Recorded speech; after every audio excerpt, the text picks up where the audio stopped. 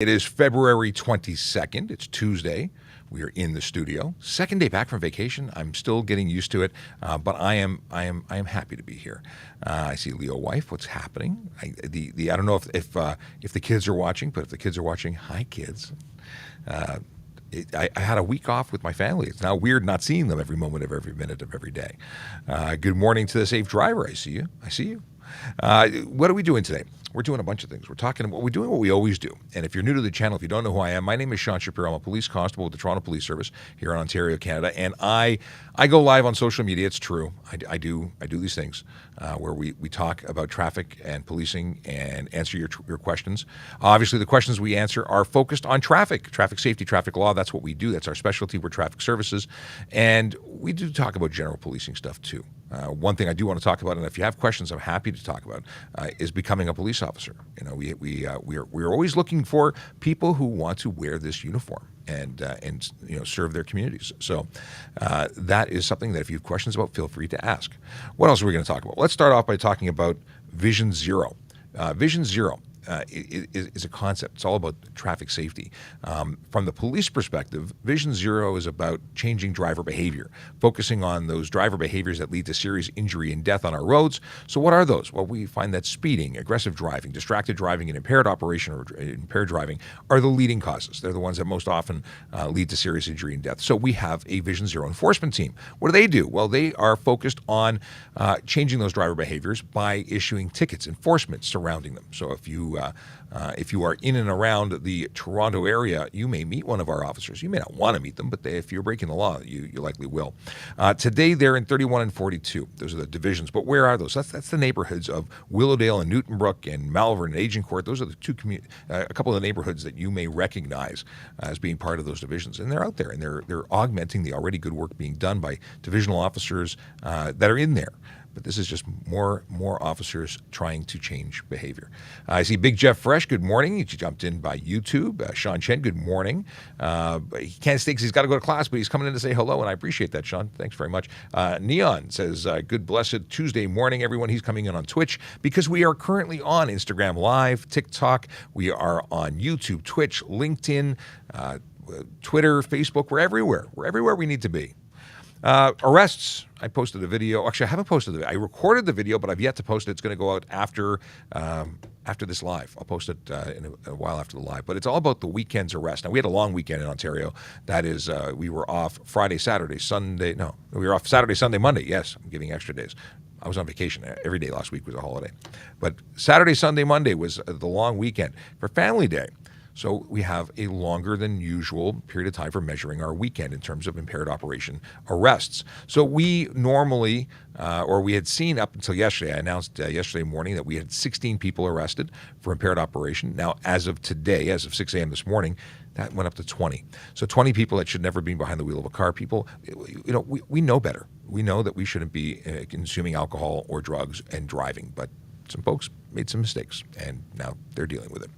Let's get into let's talk about how to ask questions. If you have questions, use the Q&A function on Instagram Live or on TikTok. That's that question mark in the bubble. If you use that, I will see the question. If you don't, it'll be in the chat, and I don't read the chat. I love to read chat, but there's too many folks in chat. Another thing I want to ask you about, aside from the whole asking questions and answering, if you don't mind, please share this live, regardless of the platform you're on. Please like and share it. Follow us if you don't already follow us, but we are always trying to share our messaging with more people. We want to make sure that everyone knows that they can come and ask us questions, and this is the way to do it. So please share it, please like it, and much appreciated. What is this? I got an easy one to start off. Okay. Oh, and by the way, good morning, Q. How are you? Good morning. I'm doing well. Okay, let's start with this easy one. Can you please verify whether or not aftermarket modifications are illegal? Just specific to aftermarket.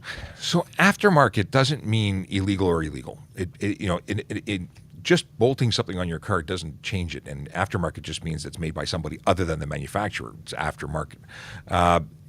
So that doesn't make it illegal. Illegal modifications are illegal. So if you are putting on a exhaust pipe that does not include a muffler or a resonator, Well, that's illegal because straight pipe is not permitted. You have to have a muffler and a resonator. It has to be an exhaust system. So it depends on what you're doing. I can't give you a blanket yes or no. I can tell you that anything that's legal is legal and anything that's not is not, regardless of who manufactured it. I know that in some provinces I've heard statements saying that you can't put anything aftermarket. Well, I don't know how that works, because if you buy if you're buying an exhaust from someone other than the manufacturer, that's technically aftermarket. So I don't know how that would work. It has to be legal though. Okay, what is a resonator? I saw that pop up in the stream. Resonator basically changes the flow. I'm not a mechanic, but my understanding is it changes the way that the air flows out of the exhaust before entering the muffler, and it changes its tone. It's one of the devices that changes the sound, the way it resonates, I'm guessing. Functionally, I don't know how it works, but yeah, that's a thing. Now I got to read up on the whole how does a resonator work. Oh, hey, look at that. A message just popped up from my producer.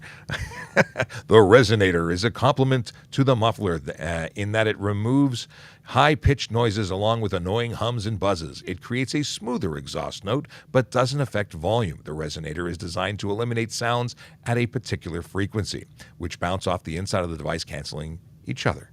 Well, there you go. That is what a resonator is. Thank you, Q. I need water now. Okay, let's see what bubbles are. I see a bubble. Joey has a question. Joey says, good morning. I recently got a warning ticket for speeding as a G1 driver. How long will that last? Well, a warning, you're lucky you got a warning, because a violation for speeding on your license, not good. Obviously, it's an offense. Now, a warning stays on with our service. It's part of our system. It'll be there attached to you forever. It's not part of your MTO record, but it is part of our record. So if we pull you over again, you are not going to get another warning. So good to know if you're worried about what you do next. Yeah, warnings are recorded, unless it's a verbal warning. If I say, don't do it again, see you later, have a nice day, there's no recording of it. Okay. Can you address the spam in chat, please? Spam in chat? Oh, don't spam in chat. If you are in our chat, please keep it classy. We are all here trying to get questions answered and answer questions, depending on which side of the screen you're on. And if you're spamming, if you're being disruptive, it's not friendly. It's not friendly to everybody else in the room, never mind me.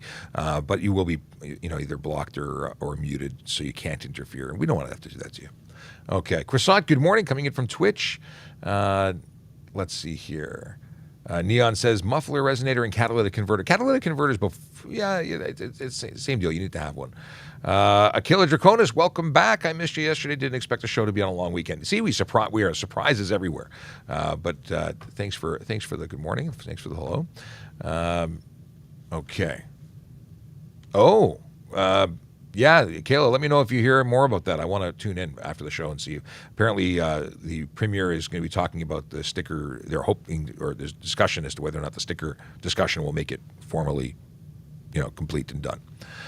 So when that becomes a thing, when it's official, we'll report it. We'll tell you. We'll post. All about keeping you in the loop. Here's a great question. Is it legal to go 10 over the posted speed limit? No, it's not legal. There's a posted limit, and if you go above it at any speed, you're speeding. And as soon as you go over, you can be fined. You can be charged. Now, speeding is the charge. It's not the specifics in terms of evidence are whether or not or what speed you were going, and that affects the financial, the amount of points, the amount of dollars that you have to pay. But you're still speeding, and you can be charged for speeding at 1 kilometer over. Does it happen? No. Now, 10 over? Yeah, sure, it'll happen. Doesn't necessarily mean it'll happen often, because we're looking for people who are often going much faster than 10 over, but that doesn't mean you're not going to get ticketed for 10 over. So don't speed. Is reflective tint legal? No, it's not. Now, I should preface that. It's not legal on the windows left and right of the driver, and of course you can't have anything on the front windshield. But on the rear of the vehicle, there's no issue with reflective thing. Oh, let's see. This person needs to be removed. Somebody else might be removing him before I get to, but yeah, I'll just take care of that. You muted them. I blocked them. Okay, let's move on. Yeah, there's certain things that you can't say. It's not okay. This is a PG show.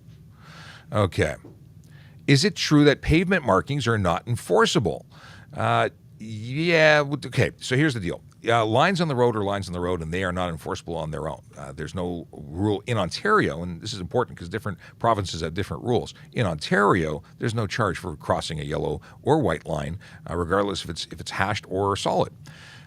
That being said, if there's a sign directing you not to do something, then the sign is enforceable. So if the sign says don't cross the line, and you cross the line, you've disobeyed a sign, and that is enforceable. So more often than not, that's a rare thing. If you look at the 400 series highways, you may see signs in the HOV lanes that say do not cross, and it's got a diagram that explains what those lines look like. Hey, Sergeant Murray Campbell is going to join us. Good morning, Sean. Good morning.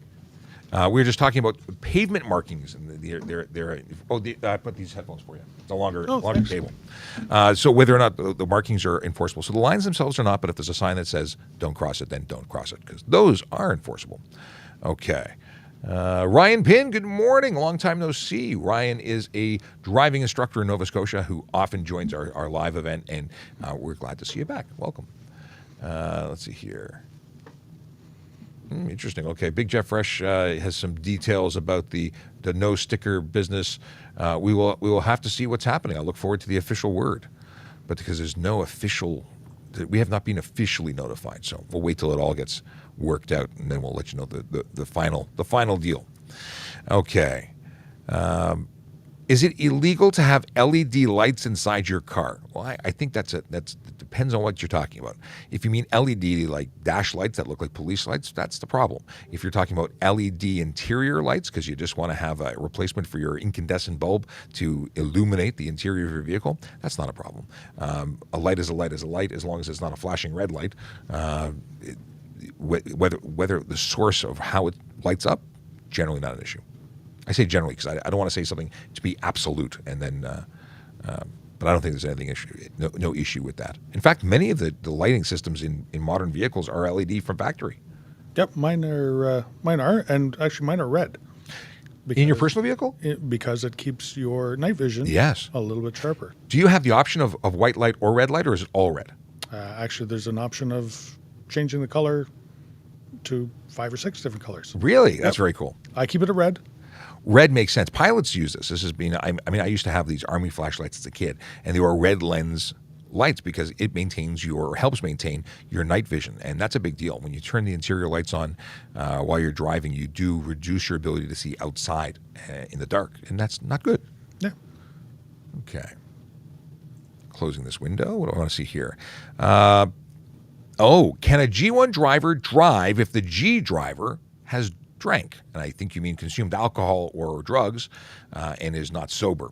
So the supervising driver, the driver that must be present to supervise a G1 driver for them to be legally able to operate a motor vehicle, has to have less than 0.05 BAC. So they can have alcohol in their system, but they cannot be impaired to the point that they would not legally be permitted to operate the vehicle themselves. So 0.05 BAC would be the point at which they would receive a suspension, so they could not supervise you if they themselves are not capable of driving. And of course, anything above that, the legal limit is for criminality becomes criminal at 0.08. So that obviously anything 0.05 and above, they cannot supervise. But that's a great question. I don't think we've got that question often, or if ever. No, we must have had it before. Maybe it was in a comment. I know we've talked about it. Can you chase motorcycles honestly? Sarge? They said honestly. So honestly, it all depends on the seriousness of the offense, the totality of the circumstances, and the risks that everybody is being put into by having to chase somebody. Because it's not just about stopping someone for a speeding ticket. It could be for a variety of things, and it has to be that the risk to public safety is measured and reasonable. Right. Traffic violations are one thing, but criminality is another thing, and the need to apprehend somebody could outweigh it, or may not. Every situation is different. No, I think so. Honestly, yes and no. There you go. Yes and no. And that is the honest answer. Who are you and who's that voice? Oh, well, my name is Sean Shapiro. I'm a police constable with the Toronto Police Service here in Ontario, Canada. We are in, and the voice that you hear off to the side, aside from the voice that just said, who am I, which is the voice of Q, in the other area of not on screen is Sergeant Murray Campbell. He is a media officer and the towing and impound sergeant. What is the appropriate title? Towing and impound sergeant, media relations officer. I also supervise our Ministry of Transportation liaison officers, our construction liaison officers, and sometimes I get to hang out with you. Yes, so he is the man of many talents and knower of many things that I don't know, which is specifically, and I know lots of stuff, but I openly say I do not know about snowmobiles, off-road vehicles, and anything that is cottage life related, because I don't cottage. Yeah, that's kind of that's my forte. Ask him the boat question. Which one? We had two boat questions, didn't we? We had how old you have to be to operate a boat, to drive a boat, and that was yesterday. But I think there was another off-road question or snowmobile. Wasn't it a snowmobile question? Well, that was yesterday, and today is today. So if you have questions, you have someone on the with a microphone in front of them that knows the answer to questions in that genre. So yes, so if you've got questions in that area, be sure to ask them. So Slow to the Show says, is there an update to the plate sticker discontinuation? And I understand that there's a media event today, so we will be reporting on whatever we actually get officially once we have an official word. But nothing that I'm aware of. At the moment, you still need to renew your license plate stickers, and the end of that term, or when you are responsible to have them renewed by, is the 28th is the last day. So it'll be March 1st. Now, that may change, but as of this minute, that's still the case. If we're looking at opinions, I have a feeling that they may get rid of the sticker portion only, but you're still going to be required to pay the taxes on it every year. And that makes sense because they'd be saving tons of money by not having to ship or manufacture or ship stickers. Just postage alone would be a huge savings, but it doesn't make sense that they wouldn't charge you anything for the right to drive or buy plates or anything like that. Yeah. So I think that would make a lot of sense. Let's see here. We got Pepe who says, good morning. If a truck with a personal use vehicle, red sticker on license plate on a pickup, got caught being used for work, what's the fine? So someone who declares the vehicle personal use but then uses it for work. So most pickup trucks have a commercial plate on it with a red sticker on there saying that they're using it for personal use, and they do not have to pay extra taxes on it according to their registered weight. That is the only exemption there. They're still commercial vehicles. They're still plated as commercial vehicles, but they're exempt from paying the extra the commercial vehicles that carry weight on our roads have to pay. So what happens if someone misuses that and does something in violation of that? They declare one thing and use it for another. I would say anytime you're doing something unlawful, you're open to getting a ticket. Our commercial motor vehicle inspectors go out and they would weigh the vehicle. They carry scales with them. They weigh all sorts of vehicles, and if you're over top or using it for a purpose that is not registered for, you could face fines. So someone just popped in from Instagram saying it's official, the plate stickers are done. So now they're saying that the information that they saw on the news is that they're refunding fees for the last 2 years. But again, we haven't confirmed that, and as soon as we get that officially through our channels, we'll do a video and post it everywhere. Here's a question. If there is a yellow diamond sign that states a speed limit due to limited sight, are they to be treated like regular speed limit signs? So any speed limit sign other than the white and black regulated sign is not a enforceable speed sign. They are cautionary signs that are there to tell you what is a good idea, so for your safety, to keep you on the road, but they are not enforceable. So we can't give you a ticket for a yellow or a yellow sign. Now, if you're disobeying other types of signs, regulated signs, those are enforceable. But all those signs at construction areas or cautionary signs, they are just that, cautionary. Oh, I got a question. I got you on both platforms, on TikTok and I happen to be looking at both of them at the same time. Can a dog be secured in the front passenger seat? So we suggest that animals should be in the back seat. That's the safest place for them. And tethered or secured or in a carrier is the best option. But can they be in the front seat if they're secured in the passenger seat? That's not against the law. It's unsafe because of the airbags, but it's not against the law. They cannot, however, be on your lap or interfering with the driver's ability to operate the motor vehicle. That would be an offense of either careless driving or drive while crowded, one of the two. I think careless would probably be the most appropriate. But it's not safe for you. It's not safe for anyone else because you're going to be interrupted potentially by an animal. And if in the event of a collision, it's going to be bad. Not only now, an untethered animal becomes a projectile within the vehicle, but a dog on your lap. Now, hopefully, it's not a Great Dane, but a small dog on your lap will become a not dog anymore. It'll be It'll just be squished. It'll be a squish dog. And you know what? You got to think about your animal, although probably well trained, could get into a situation where it becomes scared, and it may jump on top of you. It may crowd you. It may try to get onto your lap because it's scared, and by doing so, put yourself and everybody else at danger. So, suggestion: keep them in the back, keep them tethered. And that's another thing. Tether is so important. Even if your dog is wonderful and they sit and stay in the back seat and never move, in the event of a collision when you may become incapacitated or a window may be broken, and even if you're able to and you're fine, but you can't get out and react, that animal could leap out of a broken window, become injured because of exiting the vehicle, could be injured after they exit the vehicle, running around the road after a collision, dangerous. So there's so many reasons to be tethered. You want to protect them. If you care about them, you want to protect them. If you don't care about them, you shouldn't have them. Okay. Is driving a drift car illegal on the road? Well, I think you need to define what a drift car is. If it's a vehicle that's been modified so much so that it's for drifting and nothing else, it is probably unsafe for the road. And at that point, I would say, yes, it is going to be illegal. There are modifications that people make to their cars that are simply unsafe.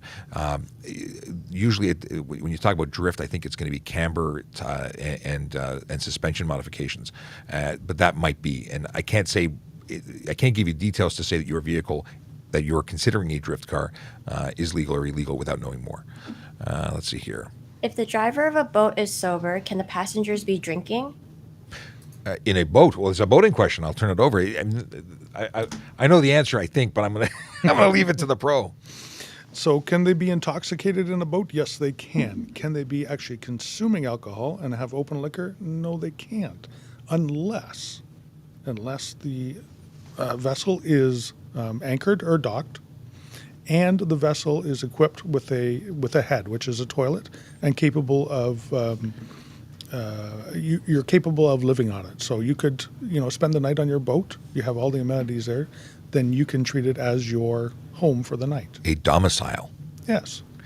And that's for motorhomes too. There's rules about motorhomes, right? Right. You wouldn't be able to consume alcohol while the motorhome is going down the road. But when it's parked and nobody's operating it, then following the rules of the park you're in, you can do that. Kind of like an Uber driver. You know what? Uber drivers are great because they come and pick up drunk people and take them home, and they take them home safely. But the driver themselves, hopefully, are sober. Same with a boat. You can chauffeur your friends around that are intoxicated as long as you are sober. But no open alcohol when that vehicle's in operation. Well, in a motor vehicle, it's no open alcohol when it's at all. Right. Same with a vessel. Yeah. There's those caveats. If it's parked like a motorhome parked, not a car parked. Now, people always say, what if I'm living in my car? There's still no exemption for that. It has to be a motorhome. It has to be classified as something that's livable. Where do pets go during an arrest? So that's usually a situation where we would try and find a family friend or someone, and if we cannot locate anybody, that's going to be calling the I think it's the Humane Society. Or Animal Services. Or Animal Services. In the city or region that you're in. So it depends on what services are available, where you are. That's important to know. But yeah, we do make attempts to get it to a family, somebody who can take care of it. And there's a couple of times that I've experienced this where, dogs have had to come into the police station, and, we provide to them as much as we can until Animal Services can come and pick them up. Let's see here. What is this? Didn't run light, stop past stop line camera. This is a part of a statement, so I don't know exactly what you're asking. This might be a follow-up to something earlier where someone said, I stopped for the stop sign, but I didn't, but I still got a ticket. And I think, forgive me if I'm not answering, or I'm assuming your continuation question, but so I didn't run the light, I stopped, but I passed the stop line, the camera got you. You've entered the intersection. You've committed the offense once you have crossed that line. So if you stop, you're now stopping in the wrong place. And it's very possible that you'd still be ticketed, whether it be a police officer or a camera. Okay. Getting pulled over by yourself with a G1 only. I love this. This is one of my favorite questions, and I don't know why. But I guess it's because there's so much to answer on this one. So if you're driving with a G1 license, you're not a licensed operator. You have a learner's permit, and you are breaking the rules. There's a condition that says you have to be supervised by a G-class driver with 4 years experience, and that experience starts when they get their G2. As long as there's no interruptions or suspensions, you're still good to go. So to answer your question, if you get stopped for whatever the offense is, you would obviously get the charge for whatever you did. You'd also be charged for drive unaccompanied, G1 drive unaccompanied. And that comes with an interesting consequence. You get a 30-day suspension on your first conviction. 30 days, and that is not a good thing. But if you get your second conviction, what do you get? 90-day suspension. Third time, you get kicked out of the graduated licensing program, and you get to start all over again. Not a good thing if you want to actually get your license.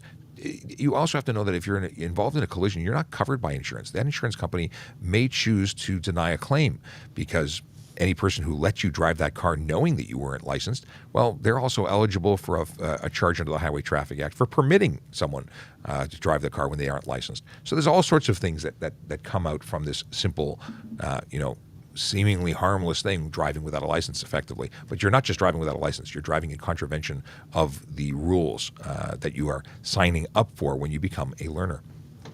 You drink, I ask. Okay, I can do that. It's a quick one. What is the legality of underglow? Oh, someone had to go there. There is no specific law preventing underglow from being attached or used. However, when you use it, if it was not installed properly, or if it is not, if it's projecting light in a way that it shouldn't be, you could be contravening other laws. So you put on underglow, I can see the bulbs and they're projecting forward and back and to the sides. That can violate other rules. If it's projecting forward, and that's improper headlights, because you can't have more than 4 bulbs that are creating more than 300 candela of power. You can't be projecting colors other than white or yellow. So there's a whole bunch of different things, and it gets complicated.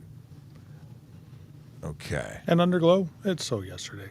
1990, maybe? Like, it's not cool anymore. It was cool when I was a kid. I had engine accent lights on my motorcycle. I took them out because it was not cool anymore. I get it. What's old is new, but I still think it's passé. Let's see here. What if the G1 driver steals your car and gets into a collision? Alex wants to know. Yes, if someone steals your car and they're a G1 driver, you report it stolen. That person either it's simple car theft or took vehicle without consent, and that's a criminal situation. And very separate. Obviously, at that point, you wouldn't be charged for the offense of letting them, because you didn't let them. They took it without permission. Is it legal to fly a flag on the back of my truck? So if the flag is mounted in such a way that it's not preventing or interrupting or obscuring vision, it doesn't come into preventing other drivers from seeing, it doesn't prevent you as the driver from seeing clearly at the back or front or sides of the vehicle, then it shouldn't be an issue. But I've seen some very large flags that wrap around the car. The wind goes the wrong way and it's covering windows, and that's not safe. That's a different situation. And it has to be secure. Yes. There can't be a possibility of it ever coming off. Right. If it's something where you're just sticking it on there and you got some twine, it's not a secure load. Secure loads are very specific: rated straps, rated ties, not twine. It is a safety issue. And for anyone who's in the room and has no idea why we're here or what we're talking about, my name is Sean Shapiro. I'm a police constable with the Toronto Police Service. This is the Traffic Services channel, and that suggests that this is about traffic. We are the traffic unit for the City of Toronto, and we talk about traffic safety, traffic laws, and answer your police questions too. The other voices that you may be hearing, even though you can't see them, we have Sergeant Murray Campbell. He is off on another microphone and able to answer lots of questions because he knows lots of stuff, but happens to have a lot of firsthand knowledge about vehicles other than those that travel in the city, like off-road vehicles and snowmobiles and boats and fun stuff that I have no experience with. You also may hear occasionally a voice that from Q, who is also here, a moderator and helping us out. And it may confuse people because I don't sound like either one of them. My lips don't move when they speak. Let's see what's going on here. Good one. Which ready? one? Yes. How does it feel like to be the highest paid officer on TikTok with a pension and quota commission? Wow. I didn't know I got all those benefits. I didn't know I was the highest paid officer on TikTok. That I don't know about. But this is an amazing opportunity for us to engage with the public, educate people, make the roads safer. It's something that we've been doing for almost a year now, and it's awesome. It is cool that we have been given the opportunity, and that the chief and our entire command structure. I say entire. Like my boss was the one who suggested we should be on TikTok. Superintendent Scott Baptist in a meeting probably 2 years ago said we should be on this platform doing this, and he was absolutely right. This is the best place that we can be to engage the public and answer the questions because you're here. If you weren't here, we wouldn't be here either. But we do have. It's more than just me. This is a unit. What's the word I'm looking for?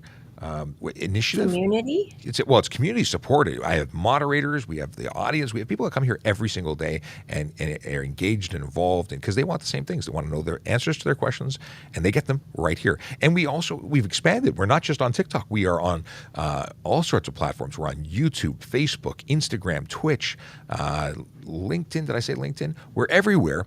And we're also joining, and we're doing it tomorrow actually, with News Talk 1010. We're going to be broadcasting this stream onto the Jerry Agar Show on News Talk 1010. So if you're in the city of Toronto, you're driving around, tune in. They join us at 9:30. We'll be 9 a.m. to 10 a.m., but they join us at 9:30, 9:35, and we'll be doing 30 minutes with them, answering questions to phone-in callers. So this is so much more than just social media, but it is very cool, and we're happy to be doing it. So thank you for the question. Pop quiz. You ready? Pop Three quiz. from you and 3 from Sergeant Campbell, okay? What? Name 3 illegal cosmetic modifications to a car. Okay. Illegal. So we're going to go with tinted front headlights. Can't tint or put covers on them. Tinted everything. Tinted everything. It's true. Everything. Well, Front windshields. Oh, yeah. Side windshields. License plate covers. Oh, license brake plate lights. covers. Oh, I'm losing. He just knocked me out of the water. Brake lights kill me. Brake lights just. Why does anyone want to black out their brake lights when that's like the only thing telling people that what you're about to do? Yeah. It makes no sense. Other things that are illegal: lowering your vehicle too low to unsafe, or changing the ride height of your vehicle in an extreme in either direction. Illegal. Wide tires that jut out, that protrude beyond that of the fender or flare of your fenders. That's illegal. Did we get enough? Have we hit them? What about mufflers? Oh, mufflers are a good one. Mufflers are a good one. Mufflers are an easy one. So you got to have one. You can't chop it off. Those are important things. Hey, if you're watching this channel and you're like, what's going on? We're answering your traffic and police questions. If you want to be getting your answers or your questions answered, put them in the Q&A section. That's the question mark with the bubble on either Instagram Live or on TikTok. And if you use the other platforms, being YouTube, Twitch, you put it in the what just happened? Said questions can't be answered. I don't know what that is. So a message popped up and it went away. Put it in the Q&A. In the general chat. If you're on Twitch or YouTube, it comes up. We'll get to you. Now, also, please share this live. If you don't already follow us, please follow us. But share the live, like the live, double tap the screen if you're on Instagram or on TikTok, because it helps the algorithm tell us that we're amazing. Not so much for us. It tells the algorithm that we're amazing, and then the algorithm tells everybody else that we're amazing. Brings more people to the party, and it's just good. It's just good. Follow up on that, it's probably because the person got muted for spamming in chat, so it removes a question from your QA. I see. Okay. Yes, there we go. Stop sign, no line, but sign is far behind intersection. So yeah, where can you stop? We just posted a video. We posted a video explaining the stop sign offense in terms of the short form wording. But you have to stop at the stop bar or stop line before it, before the crosswalk, before the edge of roadway. Any other places? The stop sign? It all depends on the intersection. The way it's designed. Yeah, it all depends on the way it's designed. If there's a crosswalk, stop before it. If there's a white line, stop before it. If you need to reach out into the intersection to have a clear view, both left and right, then you stop before you enter the intersection. That's a no-brainer there. Yeah, it's good to know what's coming before you decide to go again. Yeah. And a stop means an actual stop. It doesn't mean slowing down to a minimal crawl. It's stopping. I remember my younger years, somebody mentioning it was stoptional. Yes. To stop at a stop sign. Well, it's not. It really. I've issued so many stop sign tickets, and I got to tell you that. And I testified to this in court, so I have no problem saying this. I had a pretty low bar for what a stop was, because most people, they would approach the intersection and they would roll through very, very slowly, and they'd look at me and they'd continue to roll. But they saw me. They were actually looking. And to me, although that was an offense, I had people who were doing 15, 20K through a stop sign. I've seen people pass people who were trying to stop to not stop for a stop sign. Like I've seen some amazing things when it comes to stop signs. And I think it's a very important thing to do, stopping for stop signs. What's that? Q? Check chat. Check chat. Let's see here. Is this the official word, Q? Yes, it is. It's the official Q word. So we haven't received it through our normal channels, but according to Q, and I'm assuming the media source that you got this from, the Ontario government is scrapping license plate renewal fees and corresponding stickers for passenger vehicles, light-duty trucks, motorcycles, and mopeds. So what does that mean? There's no renewal fee at all? That means I just went and bought mine to do before the end of February, and hopefully I get some money back. They're going to renew. They're going to refund. I sent the follow-up. Oh, to receive a refund, drivers will have to ensure their address is up to date on the provincial website and that they've paid any outstanding traffic tickets by March 7th. Well, that's an interesting thing, because there's a ton of folks who have outstanding tickets. Yeah. And that's any provincial offenses ticket, isn't it? Yeah. Okay. Let's see here. Is it illegal to tie down with nylon twine? Tie down what? Do you mean a load in the back of your vehicle? Nylon twine is not rated. Straps are rated. You need to have a rated securement method. So a strap that's rated to a certain weight, but yellow twine or string, not rated. Depending on what you're carrying. Well, could you use an unrated things for certain things? You know what? It would be reasonable if you were carrying a fork or a spoon. Nylon twine might be okay. May work. Other than that, no. You need proper straps. Let's see here. BF Gannon says, I missed when the license plate stickers are being scrapped. Do we have a date yet? There's an article, there's a news article. If you check any of the main news feeds, we'll be creating a video for it once we have the official words, but I don't have that information yet. But stay tuned for more. Let's see here. How is marijuana measured when operating a car? So you can't be impaired. It's different than that of alcohol, where we can measure your blood alcohol content. There are machines that can detect the amounts, and I'm not a breath tech, nor am I a drug recognition expert. My understanding of how that works, because if I believed you were impaired by drug, I would make a demand and bring you before an expert who would make that determination. So there's there are tests, a battery of tests that they would have you perform, and based on your ability to do so, they would determine your level of impairment to the point of making it to the criteria for charging. We do have drug screening tests for certain types of drugs within your system. Commercial motor vehicles can have zero while operating. Young drivers can have zero when they're operating, and because of that would screen you to see if you had any within your system. And that's any. That's any. And from there, to get a conviction, you must be over a certain limit. So a demand would be made, you'd be placed in custody, you'd be brought before a drug recognition expert, and they would conduct physical tests and chemical tests on you to see if you had over the limit. Cool. Yeah. At the end of the day, just drive sober. It's so much easier than messing with the chance of going into a criminal investigation and charges and changing your life and your bank account, because they are not cheap to defend. Let's see here. How many traffic stops lead to non-traffic related charges? I don't know how to answer that, because I don't have an answer for that, because I don't think we have a stat that relates to that directly. You know what? If you're a very on the ball police officer, most traffic stops. There's very seldomly a vehicle that is 100% perfect. Now, do we go out looking for them? It all depends on the situation. It all depends on what's happening. It all depends on the totality of what we're doing and why we're doing it. But any traffic stop could lead to criminal charges if there's criminality at play. We're on the ball. We're looking. If we see something that's illegal, we're not going to look the other way and just stick you with the speeding offense. We're going to investigate you and whatever comes up because of that. So, I had situations where I'd pull someone over for a expired sticker, end up with a no insurance charge, followed by warrants, and it could go. It's a snowball. Starts off with one thing, and that's why traffic is such a unique specialty, because it's the door to everything else. We have a question from Keenan that says, I have 2 speed camera tickets, but when I go to pay them, the website won't process. What do I do? If you go to the City of Toronto website, they might have more information. That's managed by the City of Toronto, and you can actually go and get in contact with them. There's an email on their website.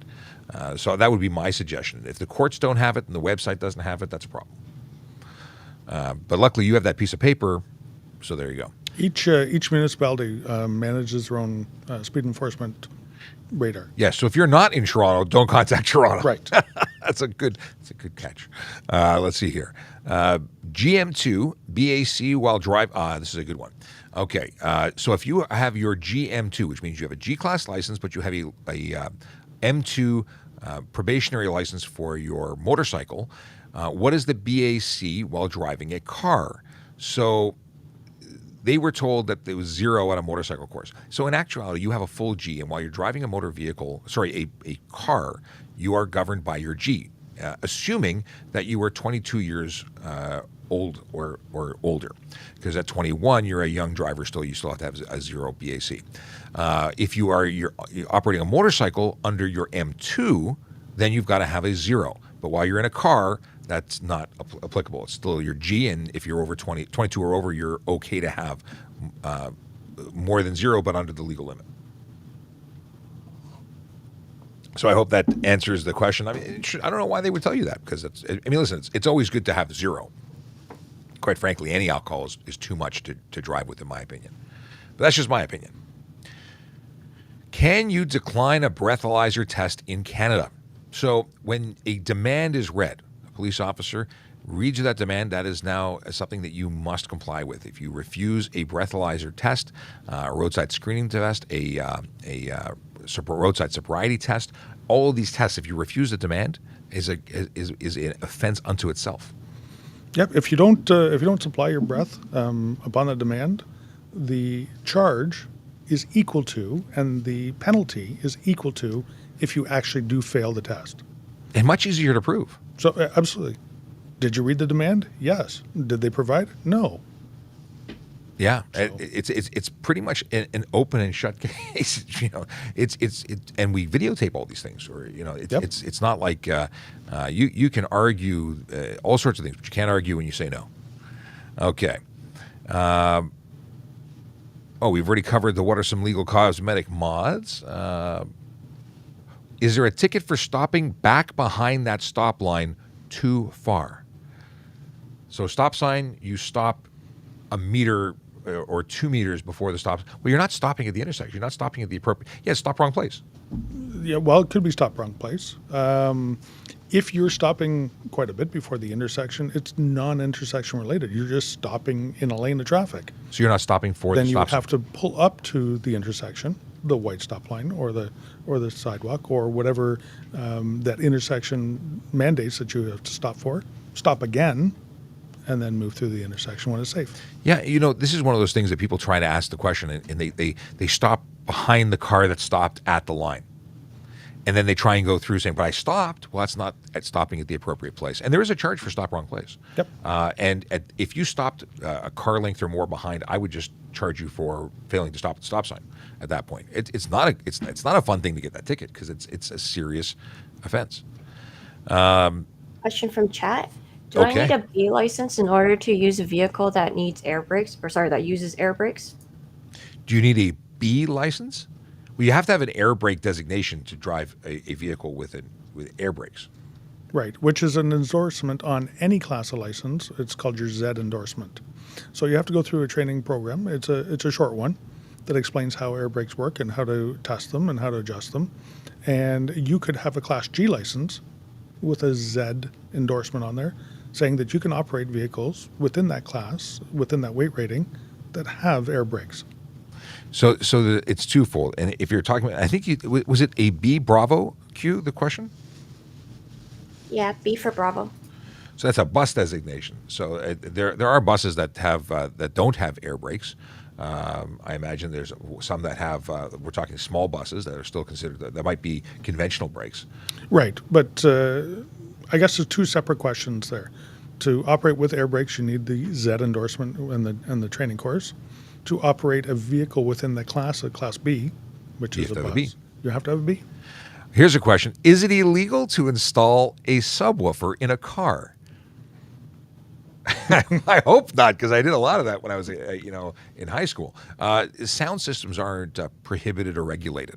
That being said, if you install one and create noise, so much so that you're interfering with the world outside of your vehicle, then you could be charged. Not for installing it, but for the use, creating that unnecessary noise.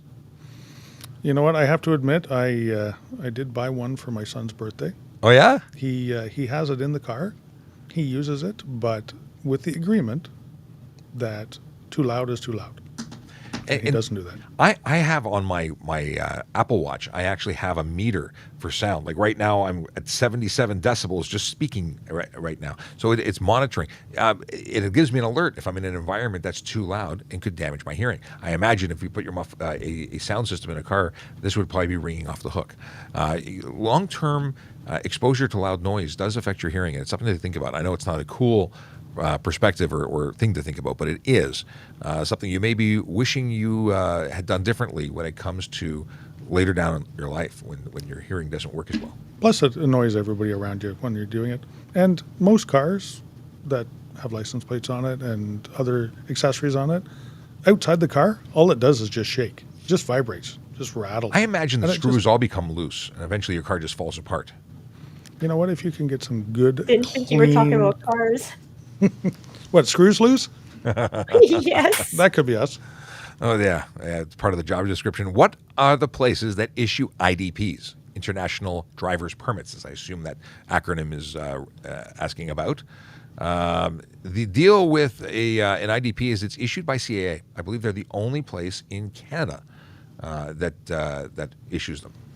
At very least, they're one of the places. If there's more, that's news to me. I think they're the only place that does it. And they're not actually a driver's license. All they are is a translation of what driver's license you currently have. Exactly. So there's other languages on that piece of paper that will explain what's on the Ontario or Canadian driver's licenses. Right, but it is not a driver's license by itself. Yeah, taking that, and I thought it was so cool. I was 16. I got my international driver's permit. I went on a trip, and I thought I had something cool. I was like 007 with my second, photo card. Let's see here. Yeah, they confirmed international driver's permit.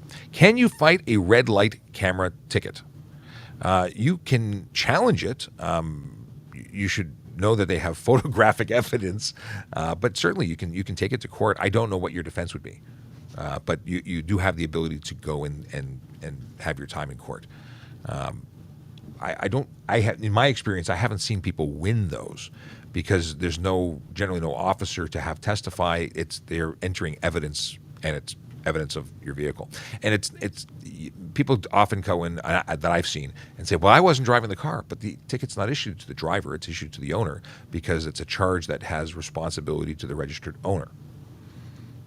And the registered owner should know who's driving their vehicle and how reliable and how safe they are.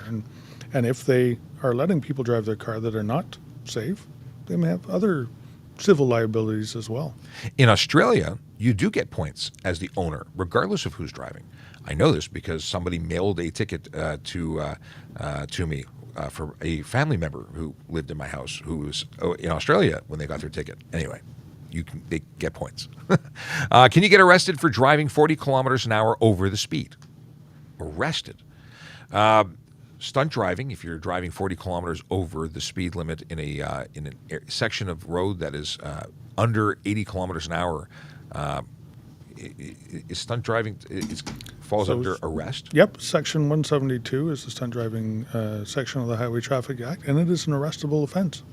Now, additionally, if you were driving, let's say, I don't know, in a 30 kilometer an hour zone, and you were doing 40 over, more than double, and it was a populated area with kids everywhere, and it was deemed to be dangerous driving, which is actually a criminal charge, and absolutely you can also be charged for that. And one would be Highway Traffic Act, and the other would be criminal. So yes, you could potentially be charged for or arrested for 40 kilometers over. You combine that with some alcohol, and you got lots of reasons to be arrested. Mm-hmm. Okay. Is it illegal to drive a motorcycle without a helmet? A loaded question. It is a requirement that you wear a helmet in Ontario. There is an exemption for those who are of the Sikh faith. They have an exemption, and other than that, everyone else has to wear a helmet. And you know what? As a motorcycle person, I tried riding without a helmet in Ohio. For one exit, I felt so weird driving without a helmet that I got off the highway, put it back on, and continued. I can't do it. I rented a motorcycle in Hawaii when I was down there, and exactly the same thing. It just did not feel right. Plus, I also have an opinion that, you know what, if God forbid, a collision occurred and I hurt myself, lost an arm, lost a leg, something like that, I could still go on and live. If you scramble your brain, then it's not life. It isn't. I was in a motorcycle collision just under 4 years ago now, and I'm very, very thankful that I had a helmet to protect my noggin because I have lots of I suffered a number of injuries, some of which I'm still dealing with, and I can't imagine what life would have been if I had a head injury that would just add more to the mix. It's enough with physical injuries, brain injuries, traumatic, and I don't even want to go there. You know what? In all the power sports and everything that I do, the one thing I always do is I have a good quality new helmet.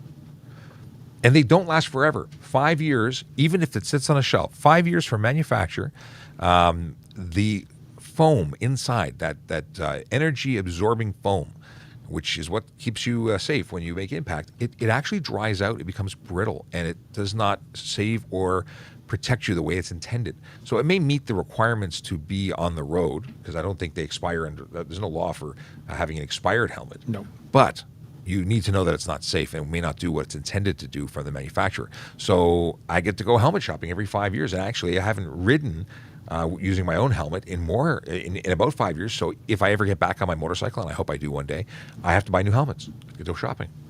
And helmets are not cheap. No, they are not. Not good ones anyway. That's one thing not to skimp on. Buying a good helmet is important. If a skid lid isn't a helmet either. You know, there's the ones that you buy with the DOT sticker that you apply yourself. Yep. Those are not going to help you out in a crash. Okay. We already covered the G1 Are tinted taillights legal? Absolutely not.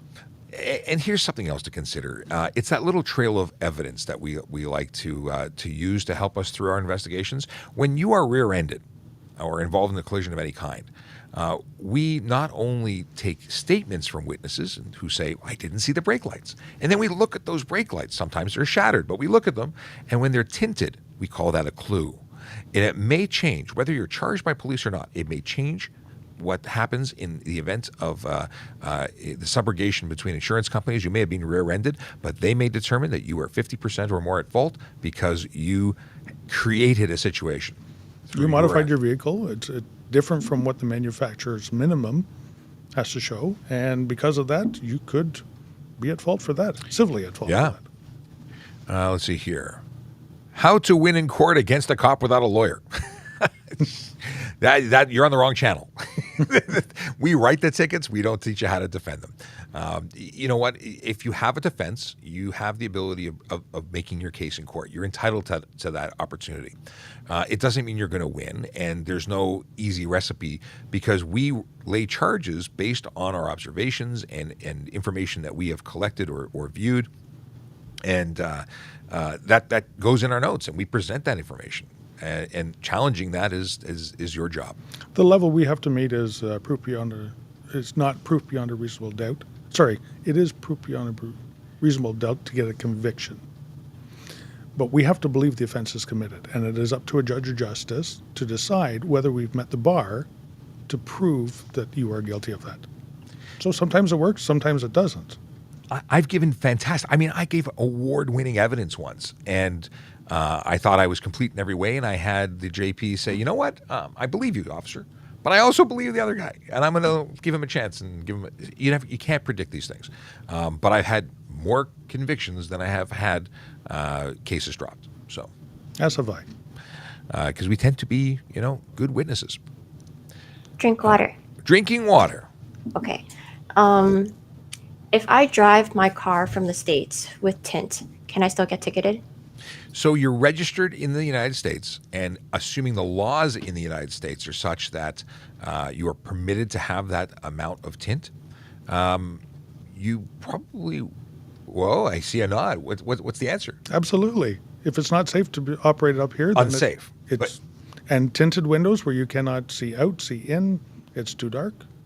Unsafe is unsafe. I was watching Daily Driven Exotics, which is a channel on YouTube, and they were talking about they got an exhaust. They were stopped somewhere in the States for an exhaust violation. They were over the 95 decibels in California. I think it was California. And the officer says, "I'm going to go look and see what the limits are in Vancouver where they're registered." And he says, "If you're not violating the law here, I'm not going to give you a ticket here." But the truth is, if it's unsafe, it's unsafe. Right. And that's different. Vehicles from Alberta, vehicles from Quebec, they only require one license plate. In Ontario, we require two. Now, is it something we're going to enforce? No, because they don't have the ability to actually get a second license plate and mount it to their vehicle. You mean they aren't required to make one themselves? That would be an interesting situation. Same video, the chap was saying that he had been charged for not having a California driver's license while visiting California. So there's some interesting videos there. That was an oopsie that they weren't actually required. Okay. Are red headlights illegal in Canada? Yes. Well, actually, I shouldn't say Canada. I know for Ontario for sure. I can imagine or would speculate that red headlights are not permitted anywhere. Why would you want red headlights? In Ontario, it is white or amber. Yes. Amber being yellow. Amber's the correct term, but everyone says, "What's amber?" Yeah. So if it's anything other than white or amber, you are eligible for a ticket, and that includes the fog lights or anything projected forward. But you can't do it. Why would you want red headlights? So there's a separate offense for red specifically. Flashing red. No. Just red. Red light to the front. Yes. And then there's intermittent flashing. There's lights. another offense. There's another charge. And improper headlights covers every other color. Well, there you go. I have a full exhaust, but the car is still loud. I think it's important to note that if your vehicle is loud, or you have a motorcycle, or you have a Ferrari, or you have something that is loud, there is a difference between loud and unreasonably loud. So a 12-cylinder car is going to make more noise than I was going to say two-cylinder car, but then a 4-cylinder car. It may not be because of customization that it is louder. It's just going to be louder. Now, if you are driving at 9,000 RPM in 40 kilometers an hour, that's unnecessary. Even a Ferrari or a Lamborghini is going to be quiet, or at least reasonably quiet at those speeds if driven properly. But if you're showboating, now you're in the realm of behavior-induced unnecessary noise. Additionally to that, all vehicles that come into Canada or imported into Canada have to meet minimum specifications. And the manufacturer has to meet those minimum specifications, including the noise coming out of the exhaust. If you then go and change your exhaust, modify your exhaust, put an aftermarket piece on your exhaust that actually changes it to make it unreasonable, then you're eligible for a ticket. So, and I like to come back to that behavior through and defects. So you could have a stock vehicle that's not operating properly, creating too much noise. That's going to be an offense through two paths: improper exhaust, but also unnecessary noise. But there's one that people don't understand, and you could have a stock, quiet egg beater car, and I keep saying the Honda Civic because stock, it's a quiet car. But if you, again, redline that Honda Civic, it's going to create unnecessary noise. And that is behavior-induced unnecessary noise, and it's still an offense. So you don't have to have a supercar to make too much noise. And your stereo or your horn, these are all things that could create unnecessary noise. Let's see here. It looks like we're almost at time, like 60 seconds. Can we pick up a good question before we go? Q, anything that comes to mind before we start wrapping it up?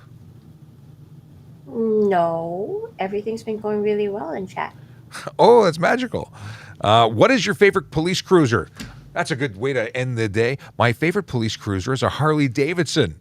And oddly enough, a police cruiser is a motorcycle based on our Toronto police terminology, because our police cars are referred to, or have historically been referred to, as scout cars, whereas cruisers were how they referred to motorcycles. I thoroughly enjoyed riding the motorcycle, but there are certain jobs that the motorcycle is not all that good to. Directing traffic at an intersection, people don't see motorcycles as well as they see big police cars with lots of writing all over it. So I guess my all-round favorite one is the current Explorer. Really? Yep, it has room. It has it's all-wheel drive. It's reasonably quick. It doesn't handle as well as a sedan would, but it's still pretty good. So when I was still on the road, the Crown Vics, it was Crown Vics for the most part. Tauruses had come in, the Explorer had come in, but the original rendition of the Explorer, which I had the most experience driving, was really uncomfortable for me. The way that the metal bars were placed to install the equipment, very uncomfortable.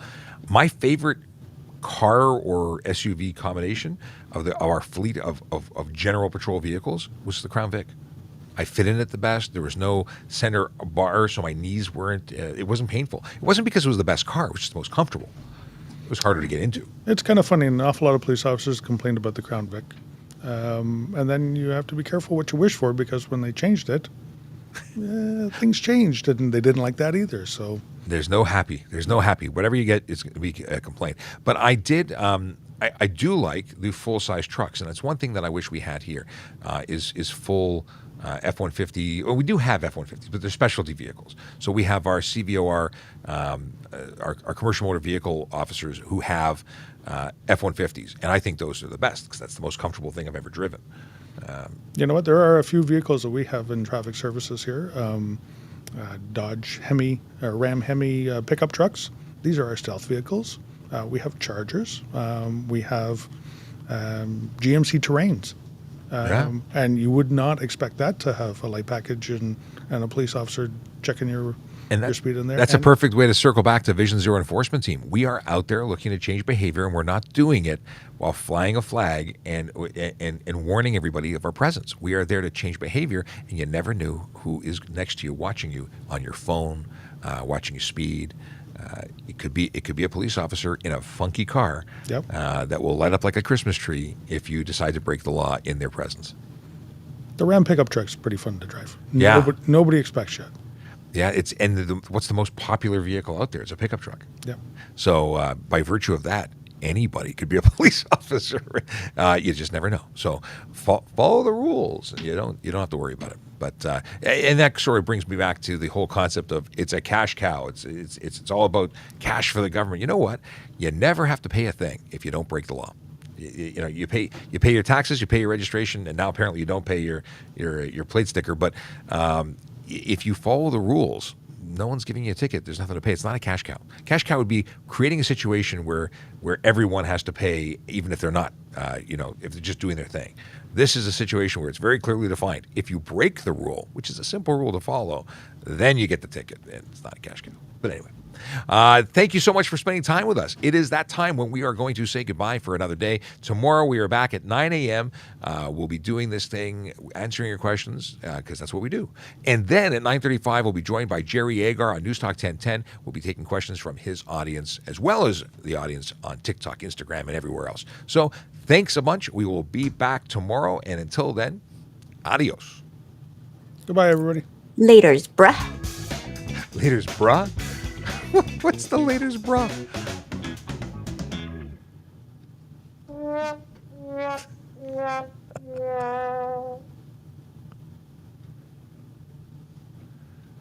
Happy Scout Day. Scout Day? Tinto Toes, I haven't seen you in a while. I haven't end on the other platforms yet. Croissant, have a great day. Ryan, sorry I missed the performance exhaust. They burn more fuel. Interesting. Yes, sorry I got stuck on one side. I wasn't looking at you guys. It's been a blast. We will see you